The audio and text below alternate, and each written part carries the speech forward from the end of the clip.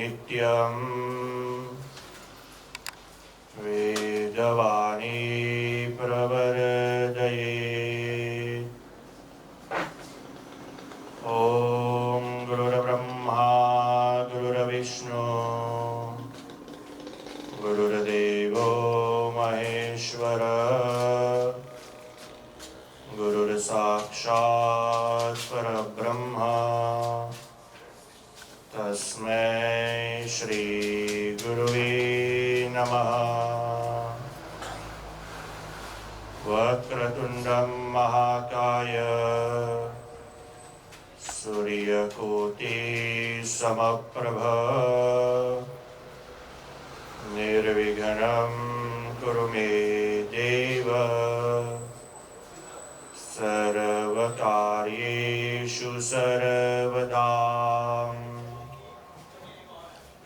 हरि ओम। ध्याये नित्यं महेशं रजतगिरिनिभं चारुचन्द्रावतंसं रत्नाकल्पोज्ज्वलांगं परशुमृगवराभीतिहस्तं प्रसन्नं परमासीनं समन्तातसुतममरगणैर्याग्रकृत्यं वसानम् विश्वाद्यं विश्ववन्द्यं निखिलभयहरं पञ्चवक्त्रं त्रिनेत्रं पञ्चवक्त्रं त्रिनेत्रम्। बोलिए प्रेम से श्री शिव शंकर भगवान की जय।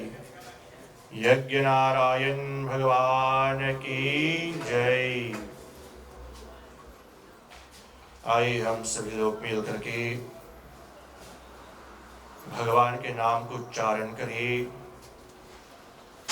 हम सभी लोग इस शिव भगवान के श्री चरणों में उपस्थित हुए हैं और जिनकर श्री चरणों में, जिनकर प्रांगण में हम सभी लोग उपस्थित हुए हैं, पहले हम उनको खुश करें और शंकर भगवान के नाम को हम उच्चारण करें। शंकर भगवान को हम खुश करें। जब भी कथा श्रवण कराने में और श्रवण करने में भी और आनंद आएगा। पूरा श्रद्धा के साथ, भाव और शुद्धा के साथ हम सभी लोग मिल करके भगवान के नाम उच्चारण करें। पहले हम बोलेंगे, फिर उसके बाद आप सभी लोग साथ ही साथ में बोलने के लिए महफिल कृपया करें। हम जिह्वा को शुद्ध करें, हृदय रूपी पात्र को पवित्र हम करें, जिसके कथा रूपी सुधा उसमें प्रवेश कर सके। रामेश्वराय शिव रामेश्वराय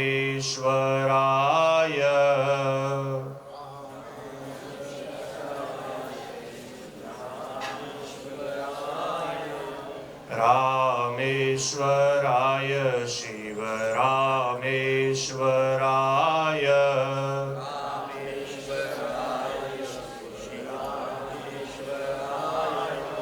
हर हर हर बोले रामेश्वराय।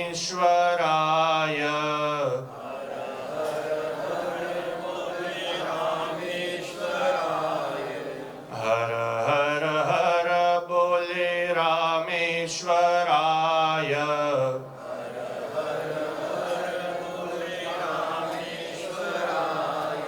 ओम नमः शिवाय। ओम नमः शिवाय। ओम नमः शिवाय। ओम नमः शिवाय। ओम नमः शिवाय। ओम नमः शिवाय। हरि ओम तत्सत्। नमः शिवाय। हरि ओम तत्सत्। नमः शिवाय। हरि ओम तत्सत्। नमः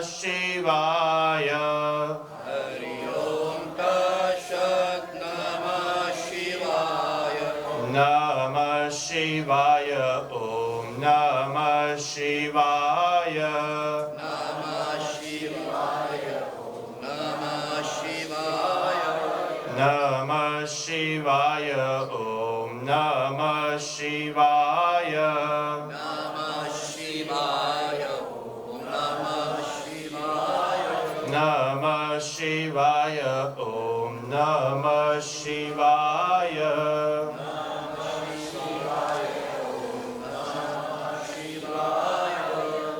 बोल प्रेम से श्री शिव शंकर भगवान की जय। भगवान श्री भोलेनाथ जी के श्री चरणों में विराजमान आप सभी उपस्थित परम विद्वत ब्राह्मण वर्ग, भक्त मंडली, ममता में मात्र शक्ति, इस यज्ञ मंदिर में उपस्थित ऋत्विक स्थान पे पंडित जगेश्वर जी, ब्रह्मापीठ पे पंडित श्याम किशोर जी, और साथ ही साथ में भी हमारे यहाँ पे बगल में बैठे हुए हैं पंडित भगवान बली जी। भजन कीर्तन समाज श्री शिव मंदिर के पूरा पंच और उनके प्रबल सभापति श्रीमान रॉय शिवराज जी, हम आप सबका प्रतिनिधि स्वरूप विराजमान यहाँ पर यजमान सधर्मनी,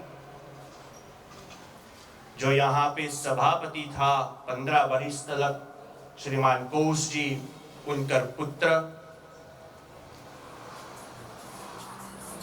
भैया सुनील ठाकुर जी, और यहाँ के मंदिर के उप सभापति, साथ ही साथ में उपस्थित पंचघर का मेंबर और फेहापी का सभापति श्रीमान चंद्रिका प्रसाद संतुकी जी, उनके साथ ही साथ में डॉक्टर और पंचभर का मेंबर डॉक्टर शारमान जी, माता ललिता साध्वी जी, हमारे दादाजी अमृत गंगाराम पांडे जी, और ऐसे अनेक अनेक महान भाव यहाँ पर हम सभी लोग उपस्थित हुए हैं। हमारे तरफ से, यहाँ के मंदिर के तरफ से आप सभी को स्वागत किया जा रहा है, जो आप मंदिर के निमंत्रण को स्वीकार करके और अपना काम धाम को छोड़ करके या तो फिर भी समय को निकास करके यहाँ तक आए हो मंदिर में उपस्थित को होने के लिए, भगवान के गुणानुवाद को श्रवण करने के लिए, और साथ ही साथ में इस यज्ञ के मान और शोभा को बढ़ाने के लिए।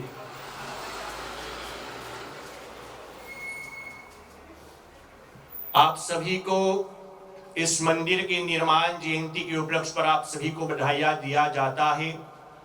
आप सभी को मालूम है कि कल के कथन में आपने श्रवण कर चुके हैं कि ये जो मंदिर है, शिव मंदिर, ये सूरीनाम देश का सबसे पुराना मंदिर है।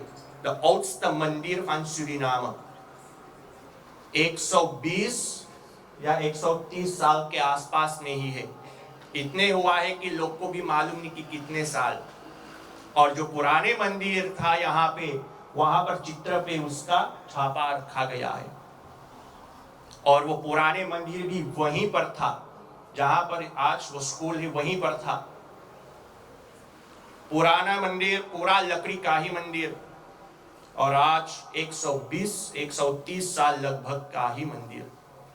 तो निर्माण जयंती के उपलक्ष्य पर आप सभी को बधाइयां दिया जा रहा है। सज्जनगण, भगवान से प्रार्थना किया जा रहा है कि आप सभी लोग जैसे यहाँ पर, और ये भी बताना उचित समझता हूं कि 120 साल में ये जो श्रीमान रॉय शिवराज अपने समाज के साथ ये यज्ञ के आयोजन किया है, ये 120 साल में ये प्रथम यज्ञ है जो यहाँ पर हो रहा है। The eerste yuk die hier gedaan wordt in 120 jaar. De eerste keer dat hier een tent is opgezet geworden voor een activiteit. तो भाग्यशाली आप सभी लोग जो यहाँ पर इस निर्माण जयंती के उपलक्ष्य पर यहाँ पर प्रथम यज्ञ में आप सभी लोग उपस्थित हुए हैं। और कल के कथन में आपने शंकर भगवान के कथन को श्रवण किए हैं। शंकर भगवान के जो हम पूजन करते हैं, कथा को हम श्रवण करते हैं, उसका महत्व क्या होता है, नियम क्या होता है, उसके बारे में आपने श्रवण किए हैं। और आज हम सभी लोग हिंदू सनातन धर्म के अंतर्गत भी गंगा नहान को मनाते हैं।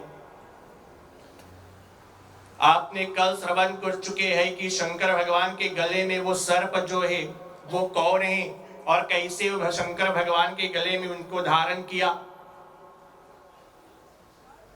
तो शंकर भगवान के अगर जटा में देखा जाए तो गंगा महारानी वहां पर विराजमान है, वो जल के धारा उसी में निकल रहा है सज्जनगण।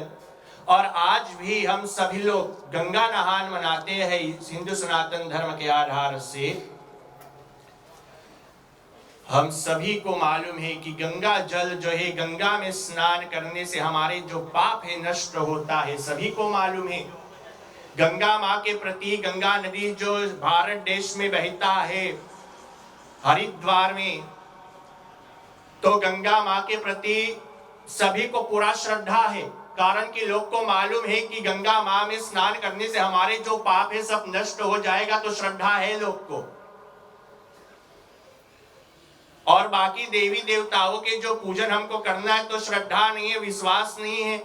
और कल ने आपने श्रवण कर चुके हैं कि जब हम भगवान के पूजन करते हैं तो पूरा श्रद्धा के साथ, और विशेष करके जो शंकर भगवान के पूजन हम लोग करते हैं, यहाँ पर शंकर भगवान के कथा श्रवण करते हैं, तो आप श्रवण कर चुके हैं कि शंकर भगवान के प्रति जब हम पूजन करते हैं तो पूरा श्रद्धा के साथ हमको करना है बिल्कुल, और ईमानदारी के साथ, सच्चाई के ही साथ सभी देवी देवताओं। परंतु शंकर भगवान के पूजन हम ईमानदारी से नहीं करेंगे तो आपने श्रवण किए कि वो 7 पीढ़ी जो होता है वो व्यक्ति का, एक ही झूठ बोलने से 7 पीढ़ी जो है वो नरक में वही पड़ता है।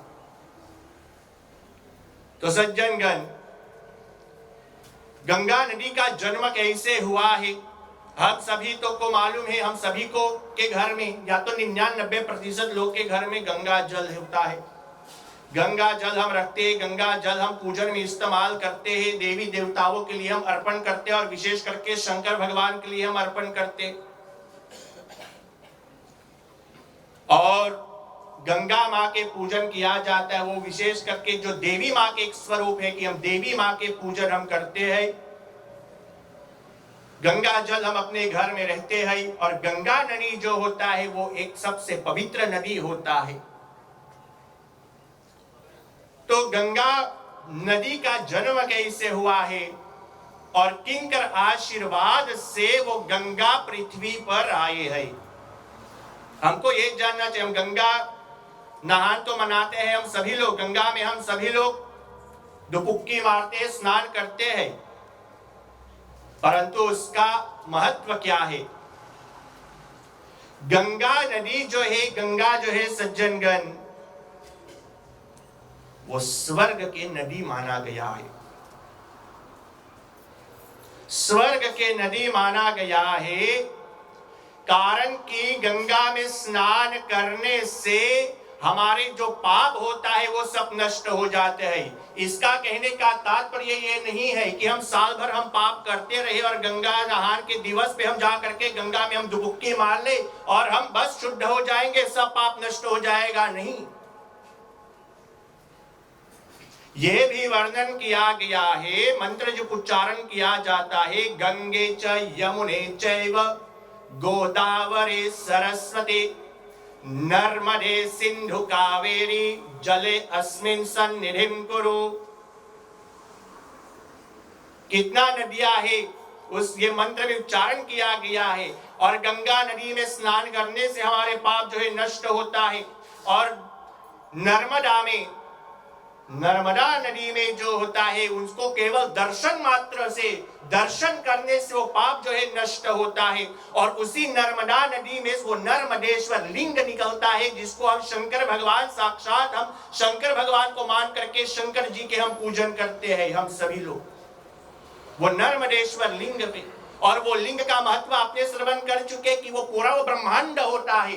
हम सभी लोग जो ब्रह्मांड में है कि सनातन धर्म ऐसा ही धर्म है जो पूरा ब्रह्मांड के पूजन करता है, न केवल हिंदू लोग के लिए परंतु सभी के लिए पूजन किया जाता है हमारे हिंदू सनातन धर्म के अंतर्गत, और विशेष करके भी शिव भगवान के पूजन के अंतर्गत।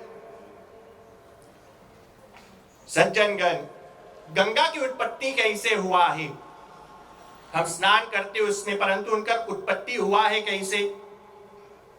तो शिव महापुराण में यह वर्णन किया गया है। कितने हजारों साल पहले के बात है, इस समय तो कलयुग चल रहा है, परंतु उन समय के बाद, कितने हजारों साल पहले के बाद, जहां पर एक राजा बलि नामक का राजा था, और राजा बलि ने विष्णु भगवान के भक्त था, विष्णु भगवान के पूजन करते थे। आप कल के कथन में भी श्रवण किए कि ब्रह्मा विष्णु महेश तीन होता है, परंतु वो तीनों जो है नाम तो अलग है, काम भी अलग दिया जाता है, परंतु हकीकत में एक ही है। और राजा बलि ने विष्णु भगवान के पूजन करते थे, विष्णु भगवान के भक्त था, इतना शक्तिशाली था वो राजा बलि, इतना विद्वान था वो। विद्वान होने के कारण, शक्तिशाली होने के कारण अब उनने सोचा कि चलो ठीक, अब इंद्रदेव से हम युद्ध करना चाहते हैं, हम वो स्वर्ग को लेने के लिए, स्वर्ग के राज को लेने के लिए, वहां पर राज को करने के लिए। और उनने, राजा बलि ने इंद्रदेव को ललकारा, ऐतलोकन ना, उनने इंद्रदेव को ललकारा युद्ध को करने के लिए। और जब इंद्रदेव गया राजा बलि से युद्ध को करने के लिए, तो इंद्रदेव ने देखा कि राजा बलि न एक ही वो वहां पर था, परंतु अपने पूरा सेना को साथ में लेकर के, पूरा सेना को साथ में लेकर के वहां पर खड़ा है, और हम अकेला है इंद्रदेव, हम क्या कर पाएंगे? हम राजा बलि और पूरा सेना से हम क्या कर पाएंगे? कुछ नहीं, हार जाएंगे हम। राजा बलि ने सोचा कि चलो ठीक, विष्णु भगवान के तो हम पूजन करते हैं, हम विष्णु भगवान के भक्त हैं, विष्णु भगवान के पास हमको जाना पड़ेगा। और राजा बलि ने गए विष्णु भगवान के पास, विष्णु भगवान के पास गए और सब बता दिया कि इंद्रदेव, राजा बलि जो है युद्ध करना चाहते हैं, स्वर्ग के राज को लेना चाहते हैं। सज्जनगण, विष्णु भगवान ने सोचा ठीक, हमारे भक्त है, और भक्त जो हमारे पूजन करते, भगवान को ध्यान करता है, उनका रक्षा हमको करना पड़ेगा। हम सभी लोग जो भगवान के पूजन करते हैं, जब भगवान के पूजन करेंगे, जब भगवान हमारे रक्षा करेगा। सज्जनगण, विष्णु भगवान के पास गया है इंद्रदेव, और विष्णु भगवान ने एक ब्राह्मण के स्वरूप धारण कर लिया। ब्राह्मण के स्वरूप धारण करके उनने गए राजा बलि के पास बातें करने के लिए कि वो युद्ध नहीं करना है, आपस में अच्छा से रहना चाहिए। ऐसे ब्राह्मण के स्वरूप धारण करके अब विष्णु भगवान ब्राह्मण के स्वरूप धारण करके गए राजा बलि के पास। राजा बलि के पास जब उनने गया तो उनने देखा कि वहां पर यज्ञ हो रहा था, ऋषि मुनि सभी को बुला करके वहां पर यज्ञ अनुष्ठान चल रहा था। और क्या, किस कारण के लिए? वो स्वर्ग के राज को लेने के लिए। सज्जनगण, जब विष्णु भगवान ने गए वहां पर ब्राह्मण के स्वरूप धारण करके, तो उनने गया राजा बलि के पास, और राजा बलि को तो मालूम हो गया था कि ये साक्षात विष्णु भगवान है जो एक ब्राह्मण के स्वरूप धारण करके यहाँ पर हमारे स्थान पे आए हैं, और हम तो विष्णु भगवान के भगत हैं, तो उनको हम भेजेंगे नहीं, और राजा बलि ऐसा ही राजा था कि चाहे जो भी ब्राह्मण उनका घर पे आते थे, चाहे जो भी ब्राह्मण उनका आश्रम पे आते थे, वो बेगैर दान करने के लिए उनको भेजता नहीं था। दान बेगैर वो भेजता नहीं था। तो विष्णु भगवान वो ब्राह्मण के स्वरूप जब उनने धारण किया गए राजा बलि के पास, तो उनने राजा बलि से पूछा कि हमको दान दीजिए आप।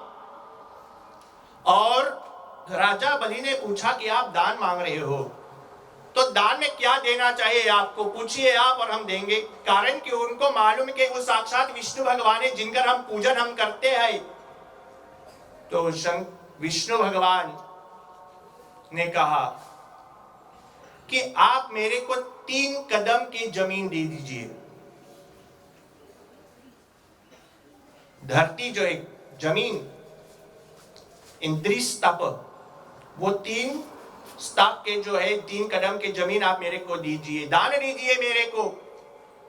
राजा बलि ने सुन करके सोचा कि अरे 3 कदम में क्या करोगे आप, इतना कम। 3 कदम मतलब मीटर, लगभग 3 मीटर का ही जमीन जमीन। सज्जनगण, राजा बलि ने कहा चलो ठीक है, 3 कदम के जमीन आप मांग रहे हो तो नापिए आप और हम दान दे देंगे। हम विष्णु भगवान वो ब्राह्मण के स्वरूप जो धारण किया था, विष्णु भगवान अब क्या किया, अपने शक्ति से अब विष्णु भगवान ने शरीर को बड़े कर लिया। रामायण महाभारत आपने देखे होंगे कि भगवान शरीर बड़े कर लेते, छोटे कर लेते अपने को, और विष्णु भगवान ने बड़े कर लिया पूरा शरीर। और प्रथम कदम विष्णु भगवान ने नाप लिया, द एर्स्ट स्टेप ही विष्णु भगवान का नोमा। और प्रथम कदम में वो पूरा धरती नाप लिया। राजा बलि ने देख करके घबरा गया, अरे एक ही कदम में पूरा धरती नाप लिया, दूसरा तीसरा कदम कहां पर रखेगा, हम क्या देंगे, मैंने वचन तो दे दिया, क्या देंगे हम। सज्जनगण, अब धरती तो हो गया, तो आकाश बचा। अब दूसरा कदम रखा है विष्णु भगवान ने और पूरा आकाश को उनने नाप लिया। तो धरती उनने पूरा नाप लिया और आकाश भी पूरा।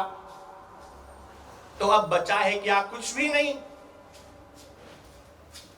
विष्णु भगवान ने बुद्धे के स्वरूप, ब्राह्मण के स्वरूप में नाप करके अब राजा बलि से ये पूछ रहे हैं कि अब मैंने 2 कदम रख चुका हूं, अब तीसरा कदम कहां पर हम रखेंगे। राजा बलि ने सोचा कि विष्णु भगवान के हम भक्त हैं, विष्णु भगवान के पूजन करते हैं। राजा बलि अपने सिर को झुका करके कहा कि आप अपना तीसरा कदम जो है, पांव अपना हमारे सिर पे रख दीजिए आप। सज्जनगण, विष्णु भगवान ने पैर उठा करके और राजा बलि के सिर पर रख दिया और राजा बलि ने पाताल लोक में चले गए। जमीन में, धरती में, पाताल लोक में चले गए, जहां असुर हो रहते थे। वहीं पर जमीन में राजा बलि चला गया और पूरा धरती आकाश उनने नाप लिया विष्णु भगवान। तो युद्ध क्या करेगा, वो बचाने के लिए तो आए थे विष्णु भगवान। और जब दूसरा कदम रखना था विष्णु भगवान को, तो सज्जनगण, ब्रह्मा जी ने विष्णु भगवान के पैर, अर्घ को लेकर के, जल को लेकर के विष्णु भगवान के पैर धुला दिया।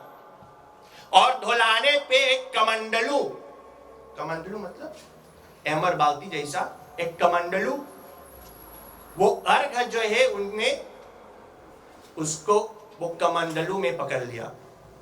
विष्णु भगवान के पैर धो करके वो अर्घ जो है, पानी जो है, उसको एक कमंडलू में उनने पकड़ लिया ब्रह्मा जी ने। और ब्रह्मा जी उसको उनमें पकड़ करके और उसको भी गंगा को कहलाया गया था कि इतना शक्तिशाली क्यों, कारण कि इतना शक्तिशाली विष्णु भगवान के पैर धो करके वो अर्घ जो है विष्णु भगवान के शरीर पे आकर के इतना शक्तिशाली हो जाते वो अर्घ, इसलिए वो गंगा को कहा गया है। और वो गंगा को कहला करके सज्जनगण, वो जल को, वो अर्घ को, इसलिए वो गंगा जो है वो ब्रह्मा जी के भी पुत्र कहा गया, पुत्री कहा गया है, ब्रह्मा जी के पुत्री। सज्जनगण, विष्णु भगवान के पैर जो है उसको धो करके वो अर्घ जो है वो गंगा माना गया है, गंगा नाम रखा गया है उनका, इतना शक्तिशाली है वो अर्घ। और पिछले जमाना में भी लोग, उम्र में लोग जो बड़े हैं मालूम होगा कि पिछले जमाना में लोग जब पंडित घर पे आते थे पूजन को कराने के लिए, आज के दिन तलुक है एक दो लोग जो पंडित के पैर को भी धुला करके वो अर्घ को पीते हैं और शरीर में लगा लेते हैं। क्यों?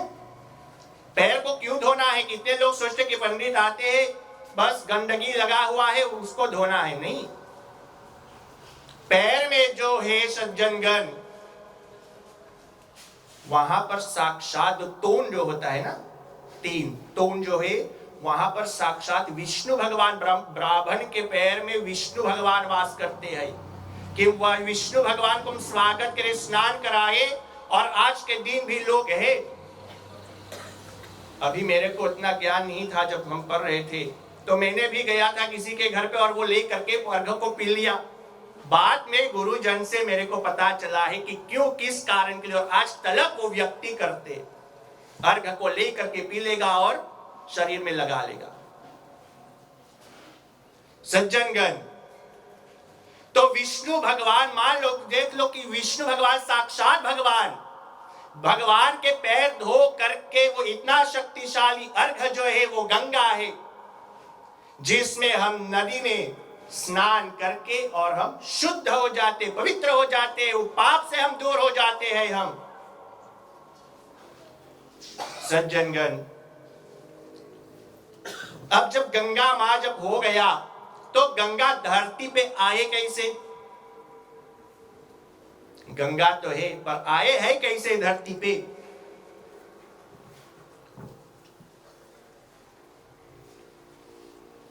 आज के दिन तलुक भी भारत देश में एक जगह है, रघुकुल नामक का एक जगह आज के दिन भी है, और वहां पर राजा महाराजा लोग रहते थे, विद्वान लोग रहते थे, अखंड विद्वान राजा लोग,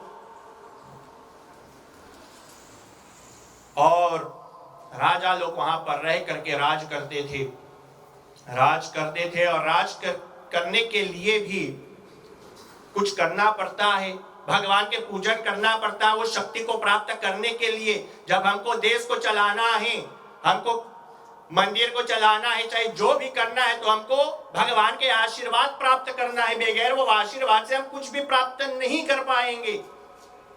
और वो आशीर्वाद को प्राप्त करने के लिए राजा महाराजा लोग जो वहां पर रहते थे, साथ में आकर के सभी लोग विधि पूर्वक यज्ञ करते थे, अनुष्ठान के आयोजन किया जा रहा था, और वहां पर अनुष्ठान करते करते वो आशीर्वाद प्राप्त करते थे, वो लोग शक्तिशाली बनते थे, शक्ति को एकत्रित करते थे लोग। सज्जनगण, वो यज्ञ करके, अश्वमेध यज्ञ, वो कृपा को प्राप्त करने के लिए, वो आशीर्वाद को प्राप्त करने के लिए, राज करने के लिए अश्वमेध यज्ञ किया जा रहा था। और वो अश्वमेध यज्ञ करने के उपरांत एक घोड़ा को छुड़ाया जाता था कि चाहे जहां पर वो जाकर के रुकेगा, वो जगह जहां पे वो रुकेगा वो उसी राजा के हो जाएगा।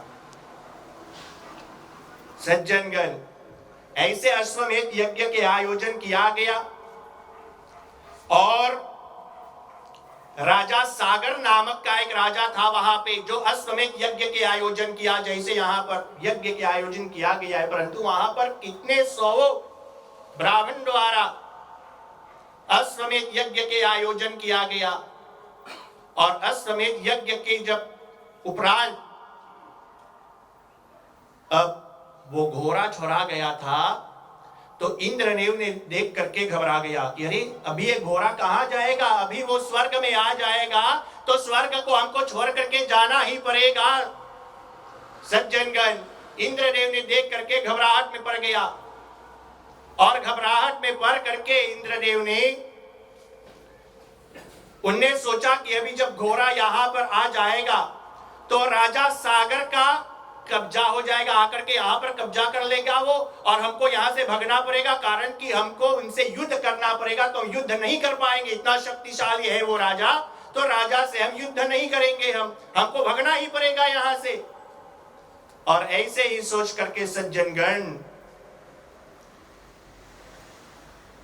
अब इंद्रदेव ने एक मनुष्य के शरीर धारण करके और उनने गया है विष्णु भगवान के पास।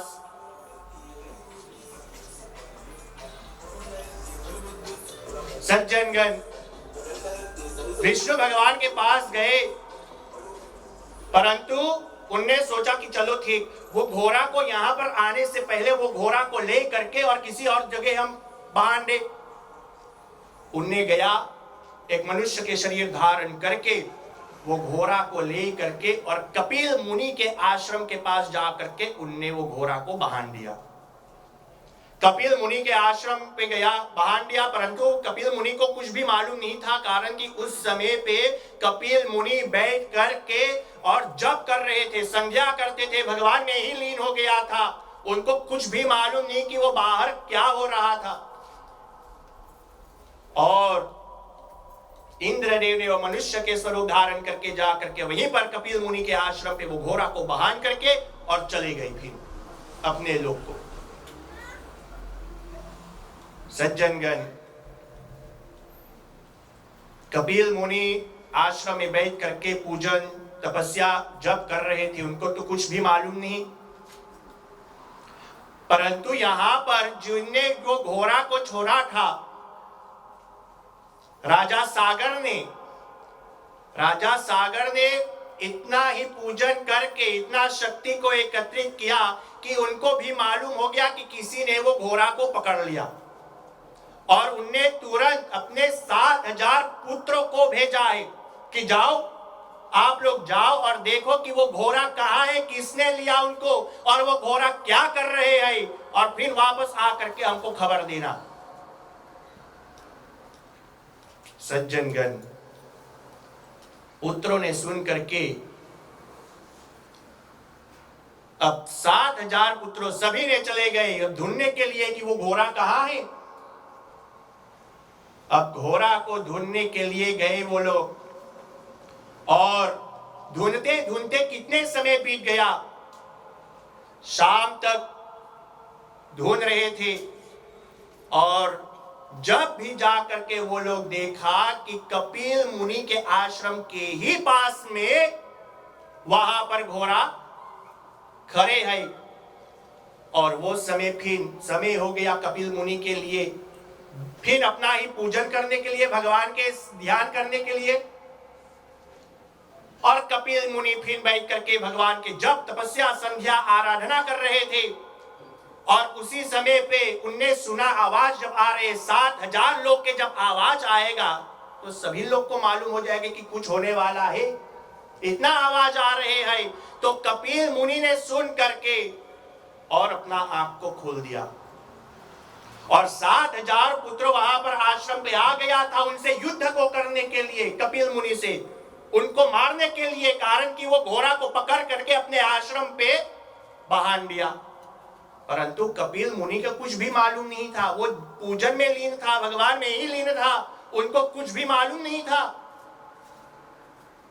और ये पुत्र जो था अब इनको कलंक लगा दिया, मुनि को, कपिल मुनि को कलंक लगा दिया कि आपने घोड़े को लेकर के यहां पर बांध दिया, आपने चोरी कर लिया घोड़ा को।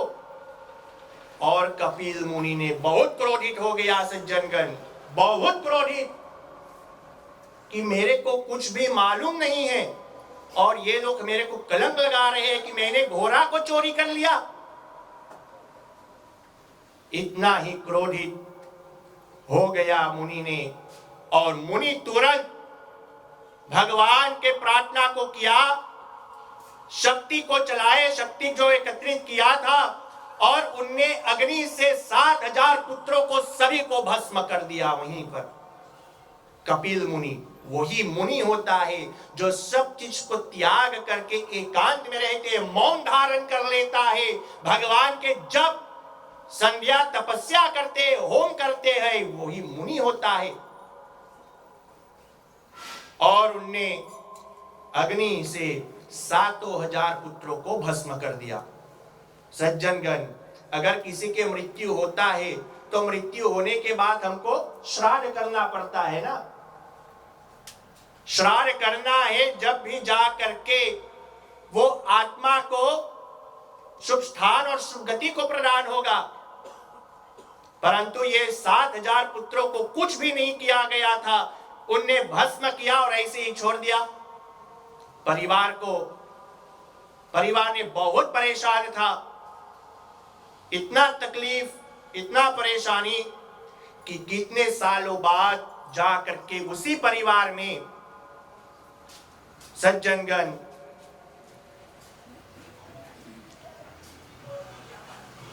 उसी परिवार में राजा भागीरथ का जन्म हुआ। एक पुत्र बेटा बड़े होकर के वो भी राजा हो गया, भागीरथ नामक का राजा। और अब उनने सोचा, जब उनको वो ज्ञान मिला है, भगवान ने ज्ञान दिया है हमको, तो हमको इस्तेमाल करना पड़ता है। और राजा भागीरथ ने सोचा कि हम अपने पूर्वजों के लिए पूजन करेंगे, हम उनकर आत्मा के लिए, कि भगवान उस जीवांगत आत्मा के शुभ स्थान शुभ गति को प्रदान करे, कि चाहे जहां पर वो आत्मा भी होगा वो आत्मा संतुष्ट रहे करके, और हमको हमारे परिवार भर सभी लोग को रक्षा करे, आशीर्वाद दे और कल्याण करे। ऐसे राजा भागीरथ ने सोच करके और उनने गया भगवान विष्णु जी के पास प्रार्थना करने के लिए। कारण कि अस्थि जो है अभी है वो अस्थि, कि हम वो अस्थि गंगा में हम विसर्जन करें, और गंगा में विसर्जन करने के उपरांत कि हमारे पूर्वजों जो है वो मुक्ति को प्राप्त कर सके। इतना शक्तिशाली है वो गंगा। और कितने लोग हैं जो सूरीनाम देश में भी श्राद्ध करने के बाद, दाह संस्कार करने के बाद अस्थि जो बचता है भारत देश में हरिद्वार में ले जा करके और गंगा में ही विसर्जन करते हैं, गंगा मां को अर्पण करते हैं, कि गंगा में अर्पण करने से वो व्यक्ति को मुक्ति को प्राप्त हो सके।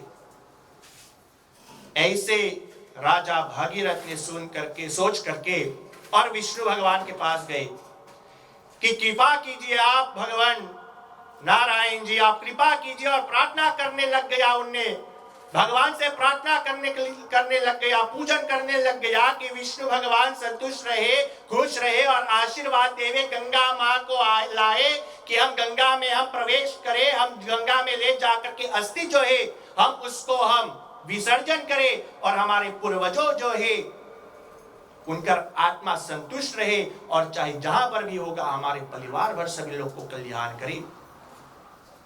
सज्जनगण, ऐसे बैठ करके अब उनने भागीरथ राजा जो था विष्णु भगवान नारायण जी के पूजन करने लग गया। श्रीमन नारायण नारायण नारायण, श्रीमन नारायण नारायण नारायण, लक्ष्मी नारायण नारायण नारायण, लक्ष्मी नारायण नारायण नारायण, श्रीमन नारायण नारायण नारायण, श्रीमन नारायण नारायण नारायण, श्रीमन नारायण नारायण नारायण,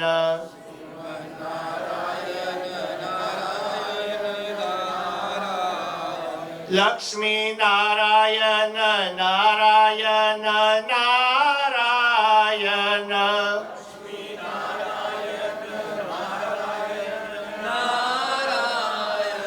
लक्ष्मी नारायण नारायण नारायण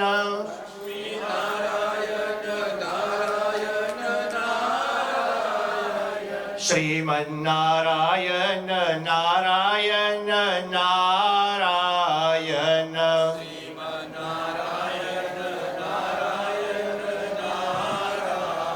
श्रीमन्नारायण नारायण नारायण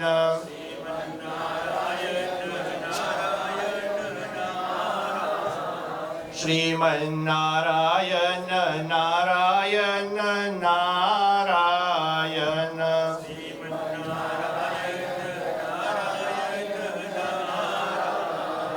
बोले ब्रह्म से लक्ष्मी नारायण भगवान की जय।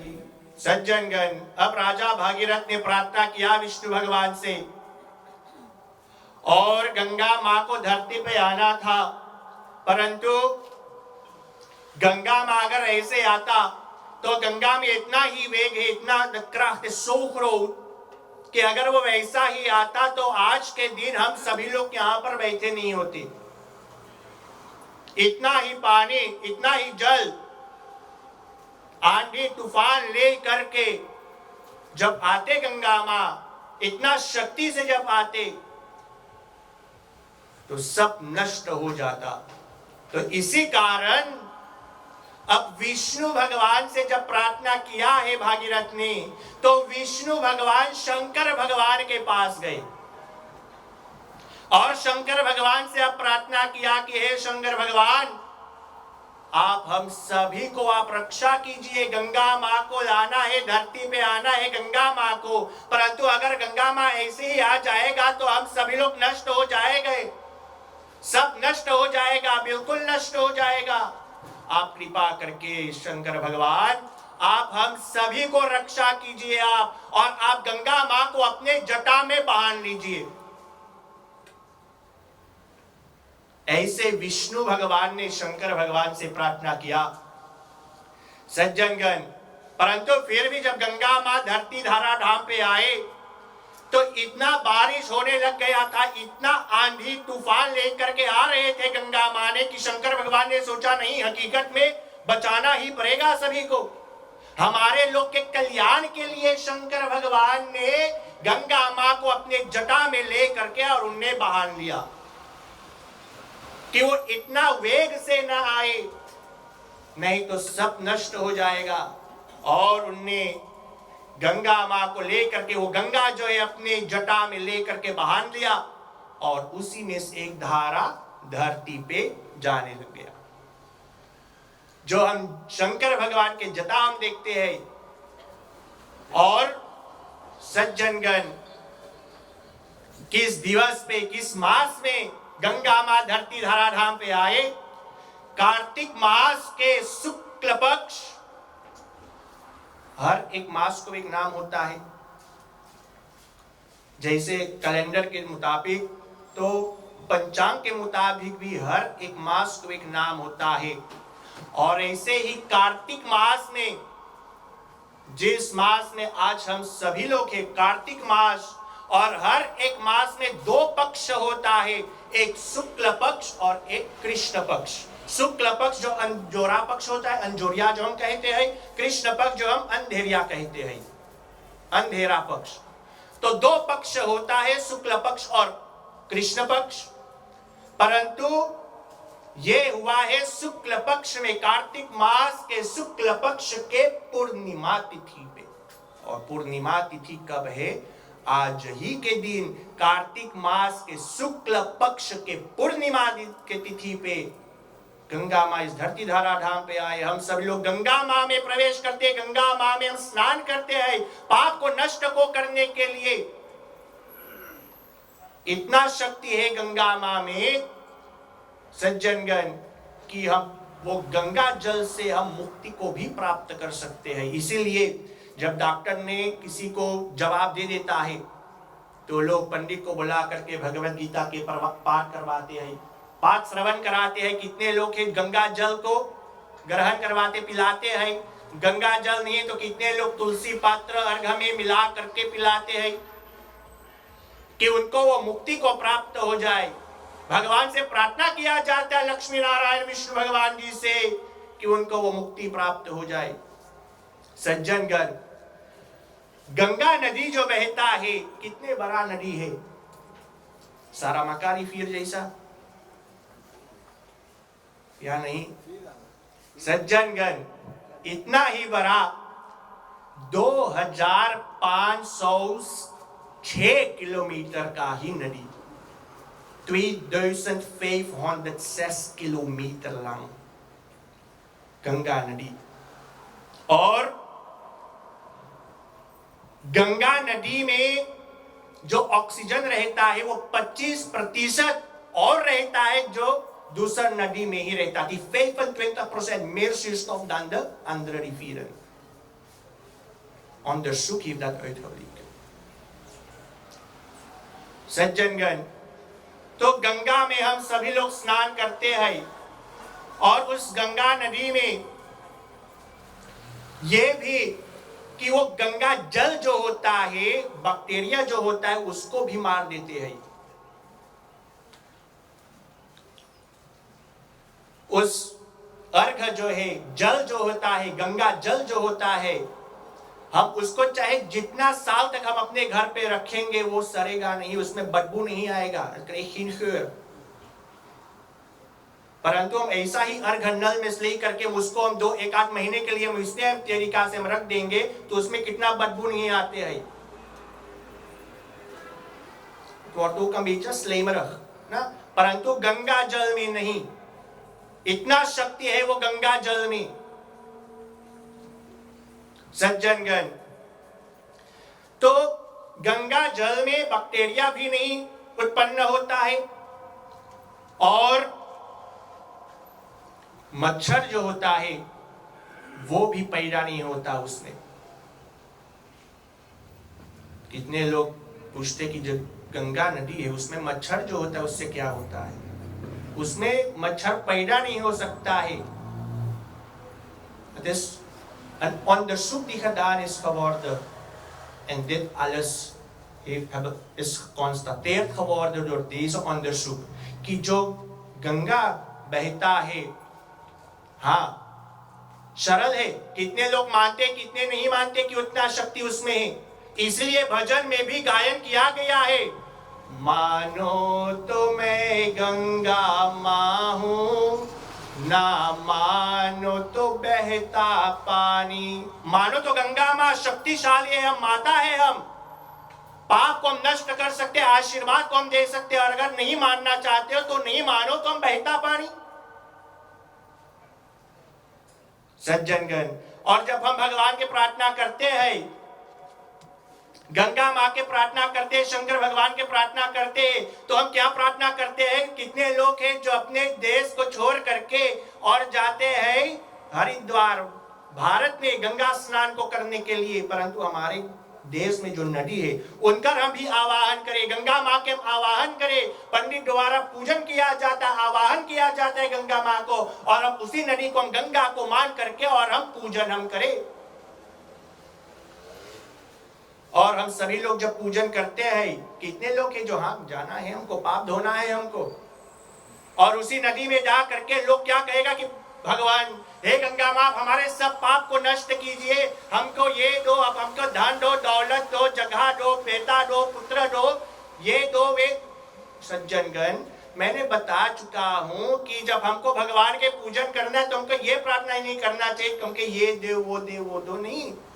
हमको प्रार्थना करना है भगवान से कि भगवान हमारे साथ में रहे, हमको रक्षा करे, कल्याण करे, स्वस्थ तंदुरुस्ती को प्रदान करे। वो शिव महापुराण के ही आधार से देना हो तो दीजिए जन्म जन्म का साथ, मेरे सिर पर रख गिरधारी, मेरे सिर पर रख बनवारी, अपने दोनों ये हाथ देना हो तो दीजिए जन्म जन्म का साथ, देना हो तो दीजिए जन्म जन्म का साथ। मेरे सिर पर रख गिरधारी, मेरे सिर पर रख बनवारी, अपने दोनों ये हाथ, अब तो कृपा कर दीजिए